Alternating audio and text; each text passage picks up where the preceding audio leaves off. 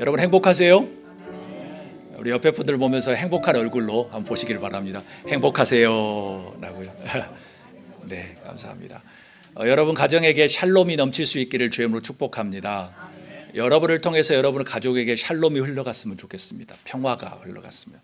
여러분을 기억하기 여러분의 자녀들이 내 할머니 할아버지 내 엄마 아빠는 참 평화가 있었다, 그분에게 내가 찾아가고 싶다라는 마음이 드셨으면 좋겠습니다.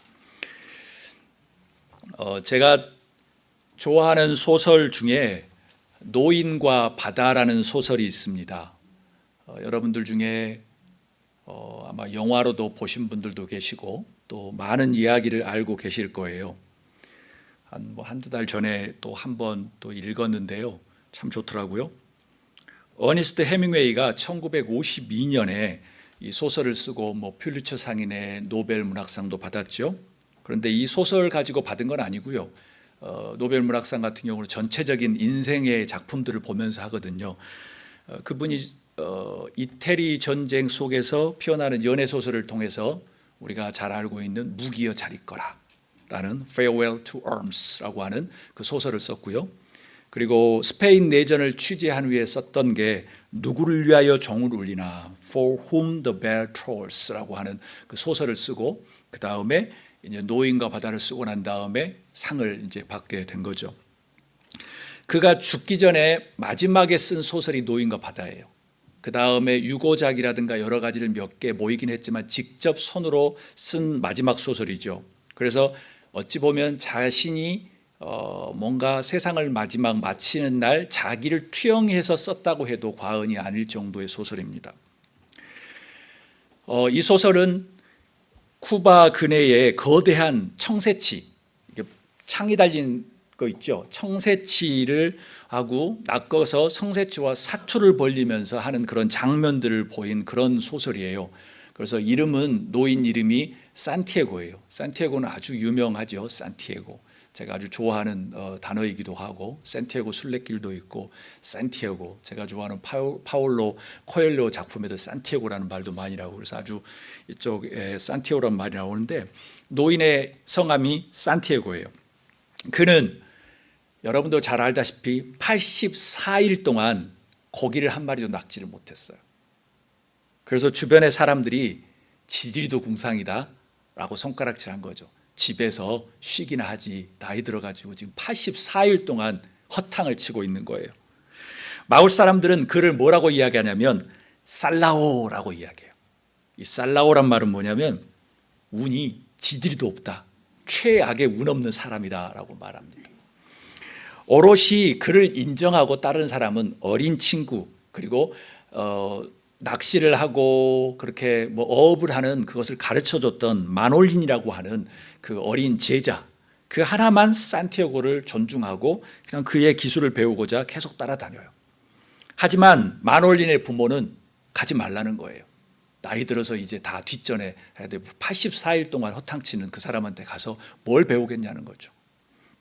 이런 상황에 늙은 산티아고는 여전히 먼 바다에 나가서 대형 물고기, 청새치를 잡을 것이라고 희망에 들떠 있어요. 84일 동안 허탕인데도. 그는 이렇게 말해요. 나는 정확해. 틀림없지. 다만 운이 좀 안 좋을 뿐이야. 하지만 누가 알아? 어쩌면 오늘은 운이 좋을지도. 아무튼 하루하루가 새로운 날이니까 운이 따른다면 더 좋기는 하지. 그래도 나는 신중을 기하겠어. 운은 준비된 자에게 찾아오는 법이니까 믿음을 가져야 해 라고 이야기합니다. 그리고 85일째 먼 바다를 나갑니다. 통통배라든가 모터가 아니라 손으로 해야 되고 바람에 의지하기 때문에 먼 바다까지 가는 사람은 없습니다. 대부분 그냥 근해에서 하지요. 그런데 결국 꿈에 맞지 않는 그 청새치를 맞이하게 됩니다. 크기는 5.5m, 자기의 배보다 더 큰, 여러분 잘 아시죠? 그것과 함께 사투를 벌리면서 그는 자신의 내면과 깊이 있는 대화를 하면서 인생과 존재에 대한 성찰을 이제 책에서 합니다. 거대한 청새치를 배에 묶고 귀향하려는데 가만히 놔둘 리가 없죠. 무엇이 오죠? 상어들이 이제 엄청나게 쫓아옵니다. 그래서 산티아고는 이렇게 말합니다. 원래 좋은 일이란 계속 지속되지 않거든 이라고 말합니다. 노인은 상어와 싸우며 청새치의 살점이 막 뜯겨나갈 때 자기 몸이 뜯겨나가는 것 같습니다. 85일째 3일 동안 사투해서 지금 86, 7일 되는데 거기서 큰 청새치를 배에 묻고 가는데 얼마나 기쁘겠어요. 그런데 상어들이 와서 한 점 한 점씩 뜯어나갈 때마다 자기가 뜯겨나가는 것 같았죠. 이때 그는 이렇게 말합니다. 인간은 패배하도록 창조된 게 아니야. 인간은 파멸당할 수 있을지 몰라도 패배할 수는 없어 라는 유명한 대사를 남깁니다. 인간은 패배하도록 창조된 게 아니야. 인간은 파멸당할 수 있을지는 몰라도 패배할 수는 없어 라고 이야기하죠. 노인은 계속 청새치와 사토를 벌립니다. 그러면서 말하죠. 지금은 없는 것을 생각하지 말고 있는 것을 뭘 할 수 있는지 생각해 보자. 그리고 희망을 버린다는 것은 어리석은 일. 이야, 희망을 버리는 것만큼 어리석은 일이 없어 라고 말합니다. 고기는 너무 심하게 뜯겨 있었기 때문에 노인은 이제 더 이상 고기에게 말을 걸 수가 없었습니다. 문득 어떤 생각이 그의 머리를 스쳐갔습니다. 고기는 이제 반동가리가 되었는데 한때는 온전한 한 마리였는데 놈들과 싸우는 거지 죽을 때까지 싸우는 거야. 그래, 반이라도 내가 데리고 가자라는 거죠. 그는 고기가 아직도 반동가리가 남아있다는 것에 희망을 가집니다. 내가 이거라도 가지고 갈 수 있다는 거죠. 그는 자신에게 말합니다. 산티아고, 정신 똑바로 차려. 키를 잘 잡아. 이제부터라도 행운이 찾아올지 어떻게 하라. 그러면서 그는 또 이렇게 이야기합니다. 바다는 비에 젖지 않아. 어떤 시련이 와도 시련에 젖지 않아. 인간은 패배하도록 만들어진 게 아니란 말이야. 인간은 파괴될 수도 있어도 패배하지 않는단 말이야. 지금은 오직 한 가지만 생각할 때야. 내가 태어난 이유를 말이야. 하지만 자정 무렵에 그때 상어떼가 아주 엄청난 상어떼가 몰려옵니다. 그리고 또 싸우고 또 싸우고 승산 없는 싸움이 계속 이어집니다. 상어떼가 한꺼번에 다 올려더니 이제 물고기의 머리부터 꼬리까지 다 살점을 뜯어먹었습니다. 그리고 노인은 이제 절망에 빠지고 포기를 합니다. 노인은 앙상한 고기의 뼈만 실은 채 항구에 도착합니다. 그리고 어깨를 쭉 내리고 집에 가서 잠을 청하고 사자 꿈을 꿉니다. 그때 소년 마놀린이 찾아옵니다. 그때 산티아고가 소년에게 이야기합니다. 그놈들한테 내가 졌어. 마놀린, 놈들한테 내가 완전히 진 거야 라고 말합니다. 마놀린이 이렇게 이야기해요. 할아버지가 고기한테 지신 게 아니에요. 고기한테 지신 게 아니라고요 라고 말해요. 그래서 노인이 이야기합니다. 그렇지, 정말 그래. 맞아. 내가 진 거는 그 뒤였어. 내가 잡긴 잡았으니까 라는 거예요. 노인이 만일 마을에 돌아와 피곤하게 잠을 자는 사이 마을의 사람들이, 관광객들이 그 배 옆에 뼈만 앙상하게 남은 엄청나게 큰 청새치를 보면서 누가 잡았냐고, 그리고 그 노인의 엄청난 업적을 칭송하게 됩니다. 해밍웨이 소설은 이 고독과 우정에 대한 내용을 담고 있습니다. 그래서 산티아고는 고독한 싸움과 어린 마놀린의 우정을 말하죠. 용기와 인내, 84일 동안 빈손이었지만 내일은 큰 물고기를 잡을 거라는 나이와 이런 것들이 아닌 희망이 그를 먼 바다에 나가게 했죠. 그리고 3일 동안 사투와 또 상어하고 싸우면서도 끝까지 반동가리라도 아니면 꼬리라도, 나중에 절망했지만 나중에 알고 보니 사람들이 그를 칭송한 거죠. 노인의 바다에서 제일 유명한 대사는 이겁니다. 인간은 패배하도록 창조된 것이 아니라 인간은 파멸당할 수 있을지 몰라도 패배할 수 없다라는 의미심장한 문장을 남깁니다. 많은 사람들이 이 문장을 좋아하죠. 그런데 제가 읽으며 들으며 저에게 감동이 됐던 문장이 이것입니다. 거대한 청새치와 싸우고 숱한 상어들이 물고기를 공격해 오는데 그것을 지켜내기 위해서 산티아고가 이런 독백을 합니다. 그 애가 내 곁에 있었더라면. 이 독백을 몇 번을 합니다. 순간순간마다 그 애가 내 옆에 있었더라면, 그 애가 내 옆에 있었더라면. 그 애는 누굴까요? 그를 믿고 따르던 제자, 그 어린 어부 마놀린이죠. 마놀린만 내 옆에 있었다면 내가 이길 수 있었는데, 내가 할 수 있는데 라는 말이에요. 그의 중얼거린 듯한 후회스러운 대사가 저의 마음을 사로잡았습니다. 한두 번이 아니라 여러 번. 그 순간에 계속 그 마음속에 있는 것은 그 애가 내 곁에 있었더라면입니다. 우리는 대강절 세 번째 주일을 보내고 있습니다. 다음 주일은 성탄절입니다. 대강절이란 메시아로 오신 예수님, 그리고 지금 우리와 함께 하시는 메시아, 그리고 앞으로 오실 메시아를 기다리는 주일입니다. 오늘은 문학작품 노인과 바다를 통해서 성경 말씀과 함께 연결해서 한번 보도록 하겠습니다. 우리 다 함께 35절에서 37절 한 목소리로 읽겠습니다. 그날 저물 때에 제자들에게 이르시되 우리가 저편으로 건너가자 하시니 그들이 무리를 떠나 예수를 배에 계신 그대로 모시고 가매 다른 배들도 함께 하더니 큰 광풍이 일어나며 물결이 배에 부딪혀 들어와 배에 가득하게 되었더라. 아멘. 예수님께서 무리들과 함께 사역을 하시고 난 다음에 제자들과 함께 쉬고 싶어서 배를 띄워서 저 건너편으로 가자라고 말씀하셨습니다. 그래서 제자들이 예수님을 태우고 배를 타고 호수 건너편으로 가려고 합니다. 그런데 이 전문가들이라고 하는 이 제자들인데 그들이 예상과 달리 호수에서 광풍을 만납니다. 분명히 폭풍이나 광풍을 만날 것 같았으면 제자들이 배를 띄우지 않겠죠. 예수님 조금 가서 다른 데로 쉬지요라고 표현했겠죠. 그런데 예상과 달리 그 전문가들에게, 예수님은 목수였으니까 잘 몰라요. 근데 전문가들이 제자들이잖아요. 그런데 광풍을 만납니다. 큰 바람과 파도가 배를 삼킬 듯이 합니다. 호수물이 들어옵니다. 제자들이 아주 열심히 사역했습니다. 그 무리들에게 열심히 사역했어요. 그런데 좋은 일도 많이 하고 충분히 고생하고 쉬어야 될 판인데 어느 누가 그런 엄청난 광풍이, 폭풍이 몰아칠 줄 알았겠습니까? 전혀 예상하지 못했던 사건이 벌어집니다. 노인과 바다에서도 산티아고 노인이 85일 동안, 84일 동안 고기를 못 잡고 85일째가 되어서 청새치를 만났습니다. 꿈을 이룬 것이죠. 너무나도 좋았습니다.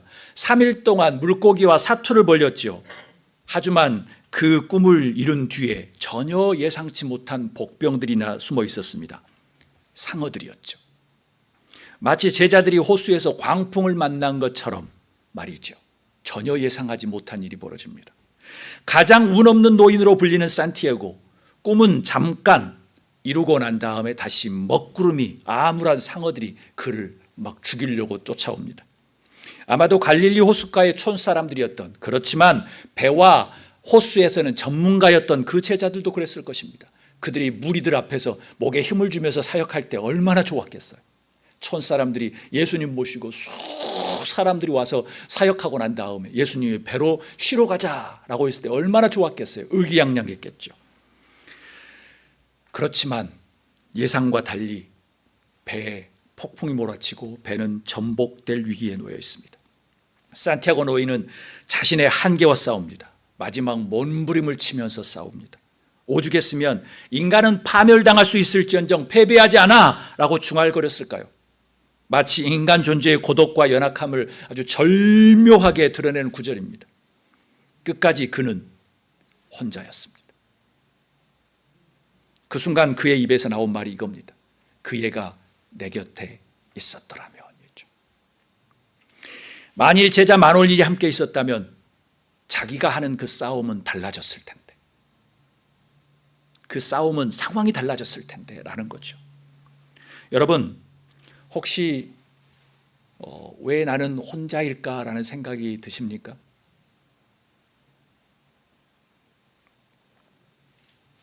그럴 때가 있었나요? 사람이 무너지는 이유는 무서운 광풍이나 고난이나 어려움을 만나서 그런 것은 아닐 겁니다. 근본적인 원인은 그 순간 내가 혼자라고 느끼는 것 때문에 그렇게 될 겁니다. 인간이 직면한 관계의 상처 속에, 미래가 보이지 않는 어려움 속에, 때로는 응답 없는 기도 때문에 우리는 외로움과 고독 안에 갇혀 나는 혼자라고 느낄 수 있다는 거예요. 꼭 주변에 친구가 많다고 해서 그런 느낌이 없느냐는 건 아니에요. 부부 간에도 외로울 때가 있을 수 있잖아요. 고독이 올 때가 있죠. 만일 그 순간 그가 내 곁에 있었더라면이라는 그 생각이 불현듯 든다면 여러분은 누구를 떠올리시겠습니까? 우리 38절 우리 한 목소리 읽도록 하겠습니다. 예수께서는 고물에서 베개를 베고 주무시더니 제자들이 깨우며 이르되 선생님이여 우리가 죽게 된 것을 돌보지 아니하시나이까 하니, 호수에 폭풍이 몰아치고 배는 침몰 직전 위기의 순간에 제자들은 무엇을 했을까요? 그때 배에서 베개를 베고 주무시던 예수님을 깨웁니다. 이렇게 이야기합니다. 선생님, 우리가 죽게 된 것을 돌보지 않으십니까? 선생님, 우리가 죽게 된 것을 돌보지 않으십니까? 여러분, 대강절이란 그이가 내 곁에 있었더라면이라는 그 질문을 하는 시기인 것 같습니다. 인류의 오래된 한탄, 인류의 오래된 후회, 인류의 아주 오래된 염원, 소망에 대한 하나님의 응답을 기다리는 거죠. 인류가 메시아를 기다리고 있었기 때문에 창조주셨던 절대자였던 하나님이 독생자 예수 그리스도를 이 땅에 보내주셨거든요. 우리의 그전의 선조들이 분명히 뭔가 필요한, 그래서 메시아가 내 옆에 있었더라면이라는 그 소망 때문에 보내주신 거예요. 여러분은 예수님을 메시아로 믿으십니까? 아멘. 메시아는 오신 메시아, 그리고 함께 하시는 메시아, 그리고 다시 오실 메시아로 생각할 수 있습니다. 우리는 과거에 오신 메시아가 아니라 현재 함께하는 메시아, 다시 오실 메시아를 소망해야 됩니다. 마치 산티아고 노인이 그가 내 곁에 있었더라면, 그가 내 곁에 있었더라면이라고 하는 것처럼 제자들이 선생님, 선생님, 우리가 죽게 된 것을 돌보지 않습니까? 라고 외쳤던 것처럼 그런 메시아를 기다려야 되는 거예요. 우리 마태복음 1장 23절 우리 한 목소리 읽도록 하겠습니다. 보라, 처녀가 잉태하여 아들을 낳을 것이요 그의 이름은 임마누엘이라 하리라 하셨으니 이를 번역한즉 우리가 하나님이 우리와 함께 계시다 함이라. 아멘. 오신 메시아이신 예수님께서 구약을 인용해서 예수님이 말씀하시는 거예요. 하나님이 우리와 함께 하신다. 나는 하나님이 우리와 함께 하신다는 것이 증명이다는 거예요. 사랑하는 여러분, 대강절을 보내는 우리는 이렇게 예수님을, 메시아를 기다렸으면 좋겠습니다. 예수님이 내 곁에 있었더라면, 그가 내 곁에 있었더라면, 그 한 사람이 예수님이라면, 예수님, 우리가 죽게 된 것을 돌보지 않습니까? 내가 힘들고 우리 가족이 어려웠을 때, 우리 교회가 어려웠을 때 우리를 돌보지 않습니까? 라고 그렇게 기다리고 외쳤으면 좋겠습니다. 제자들이 예수님이 있었더라면 어땠을까 생각을 가지고 예수님께 외쳤죠. 그 다음에 예수님은 어떻게 응답하셨습니까? 39절 한 목소리 읽도록 하겠습니다. 예수께서 깨어 바람을 꾸짖으시며 바다들어 이르시되 잠잠하라 고요하라 하시니 바람이 그치고 아주 잔잔하였더라. 아멘. 오늘 본문에서 제자들은 예수님과 함께 배를 타고 있었습니다. 그런데 폭풍이 몰아치고 배가 물이 차오르고 전복될 위기 때 그들이 외칩니다. 선생님, 우리가 죽게 된 것을 돌보지 않습니까? 예수님이 옆에 있었더라면, 보니 예수님이 주무시고 계신 거예요. 예수님은 폭풍을 꾸짖으시고 말씀하십니다. 잠잠하라, be still, quiet라고 하죠. 고요하라. 그러니 바람은 멈추고 호수는 잔잔해집니다. 그리고 제자들은 깨달았습니다. 뭐라고요? 그분이 우리 배 안에 계셨는데 우리가 그것을 몰랐구나라고요. 노인 산티아고가 혼자 청세기와 상어들과 싸우지만 우리가 타고 있는 배에는 이미 메시아가 타고 있었던 거예요.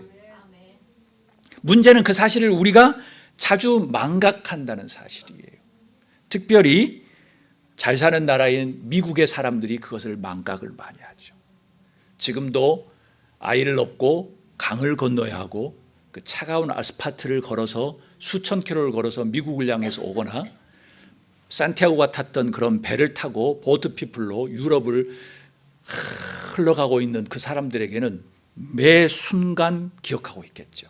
그런데 먹고 살기가 좀 좋고 여유가 있는 우리 조국 대한민국이나 미국 사람들은 망각할 때가 순간순간 너무나도 많은 거죠. 그래서 우리는 신앙에서 매우 불리한 점수를 가지고 있어요. 우리는 그 사람들보다 몇 배, 수십 배를 해야지 거기하고 이분이 돼요. 왜냐하면 거기는 생명을 걸고 살고 있는 사람들하고 우리는 여유로운 옵션 중에 아주 뒤처진 옵션을 걸고 여러분에게 말씀드린 게 아니고, 여러분은 옵션이 아니라 필수지만 미국의 많은 사람들은 옵션 중에서도 제일 하위권의 옵션 중에 하나를 선택하는 게 신앙이라고 하면 우리는 이분이 될 수가 없어요. 영원히. 그래서 예수님께서 만나는 많은 사람들에게, 사회적인 약자와 어려운 사람들에게는 예수님은 한없이 마음을 열고 포용과 환대를 보여주셨지만, 가지고 있거나 마음속에 머릿속에 생각을 많이 가지고 있는 사람에게는 예수님은 과감하게 말씀하셨죠. 그게 현실이죠. 사랑하는 여러분, 여러분의 삶 속에 이 예수님께서 잠잠하라, 고요하라 라고 하는 역사가 일어날 수 있기를 주의 이름으로 축복합니다. 신앙의 특권은 세상 사람들이 보지 못하는 것을 보는 거예요. 신앙의 특권은 세상 사람들이 느끼지 못하는 것을 느끼는 거예요. 그곳 안에 진리가 있고 그곳 안에 엄청난 능력이 있기 때문에. 이 미국을 이룬 선조들은 세상 최고 화려한 그 유럽을 버리고 왔어요. 여기는 화장실도 없고 병원도 없고 음식점도 없는 아주 무지몽매한 이곳에 희망을 가지고 온 거예요. 미래를 가지고 온 거예요. 신앙 제대로 지켜보려고 온 거예요. 여러분의 삶 속에 이런 엄청난 능력을 경험할 수 있기를 주의 이름으로 축복합니다. 그런데 그 능력을 경험하는 것은 어디에서 시작하냐면, 그가 내 곁에 있었더라면, 예수님 우리가 이렇게 힘든데 도와줘야 되지 않겠습니까? 왜요? 당신은 메시아이기 때문에. 그런 기대와 그런 질문과 외침이 있어야지 이게 가능하다는 거죠. 그냥 지나가다가 우연히 걸리는 게 없는 거죠. 그럴 바에는 세상에 사업하는 사람들보다 더 무능한 거죠. 세상에 사업하는 사람들은 죽으라고 열심히 일을 하잖아요. 근데 우리가 신앙 가운데 가지고 있는데 그것보다는 아니더라도 비슷하게는 갈구해야 되죠. 그러기 위해서 우리는 그가 내 곁에 있었더라면 이라고 외치는 여러분이 될 수 있기를 주의 이름으로 축복합니다. 예수님 우리가 죽게 된 건 돌보지 않습니까? 예수님 죽게 되었는데 돌보지 않습니까? 라는 외침, 그 질문, 그것이 여러분의 삶 속에 가득할 수 있기를 주의 이름으로 축복합니다. 40절에서 41절 우리 한 목소리로 읽도록 하겠습니다. 이에 제자들에게 이르시되 어찌하여 이렇게 무서워하느냐, 너희가 어찌 믿음이 없느냐 하시니, 그들이 심히 두려워하여 서로 말하되 그가 누구이기에 바람과 바다도 순종하는가 하였더라. 아멘. 폭풍이 고요해지는 후에 예수께서 제자들에게 말합니다. 어찌하여 그렇게 무서워하느냐, 내가 너희와 함께 있었는데. 그것을 보고 뭐라고 이야기하죠? 너희에게 믿음이 없었다라고 이야기하는 거예요. 잘 들으셔야 합니다. 제자들은 큰 무리에게 엄청난 사역을 했습니다.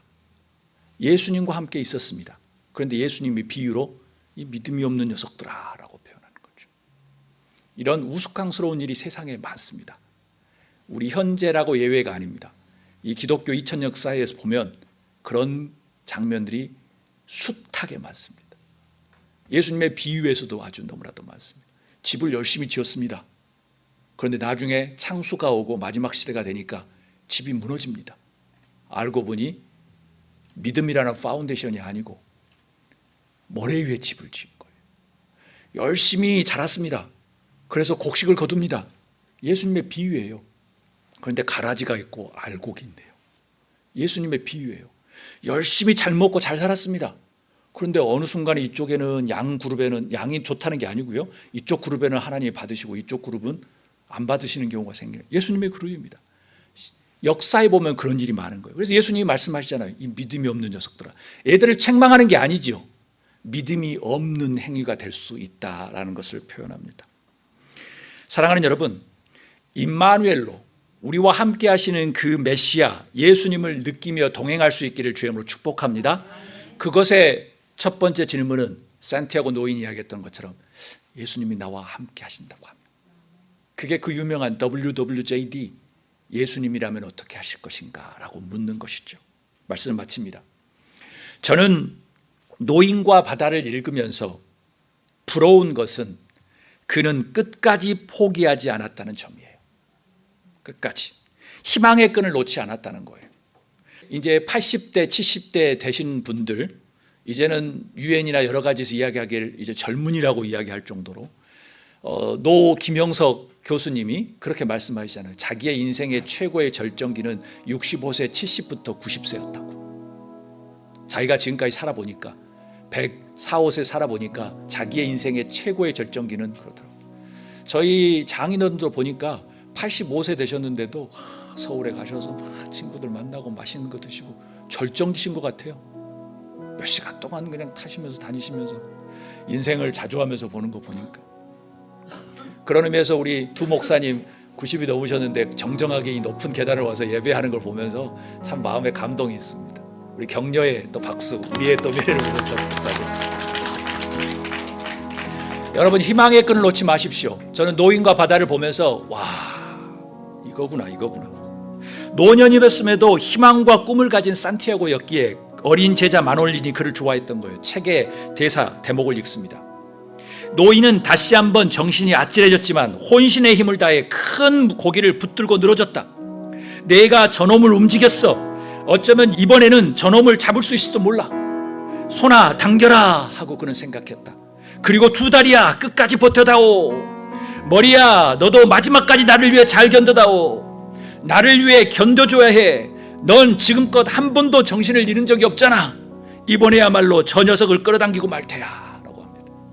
참 멋진 긍정적인 자기 확언의 장면입니다. 희망을 가진 사람들이 할 수 있는 거죠. 여러분, 인간은 패배할 수 있도록 창조된 게 아닙니다. 하나님께서 그렇게 창조하셨어요.